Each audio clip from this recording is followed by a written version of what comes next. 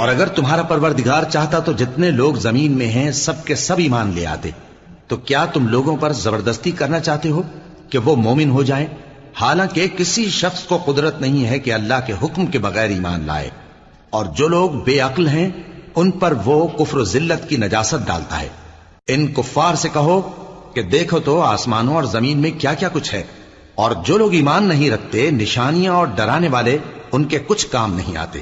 سو جیسے برے دن ان سے پہلے لوگوں پر گزر چکے ہیں اسی طرح کے دنوں کے یہ منتظر ہیں.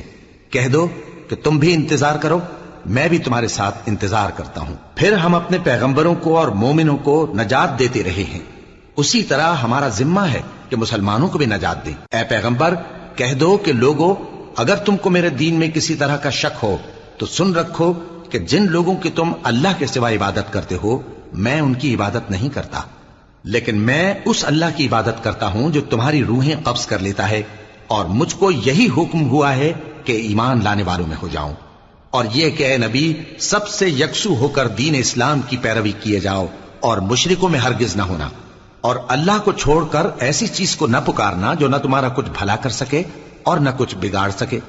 اب اگر ایسا کرو گے تو ظالموں میں ہو جاؤ گے. اور اگر اللہ تم کو کوئی تکلیف پہنچائے تو اس کے سوا اس کا کوئی دور کرنے والا نہیں، اور اگر تم سے بھلائی کرنی چاہے تو اس کے فضل کو کوئی روکنے والا نہیں.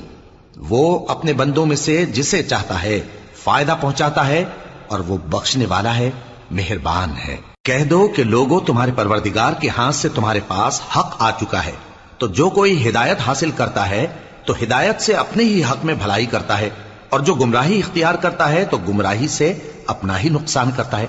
اور میں تمہارا وکیل نہیں ہوں.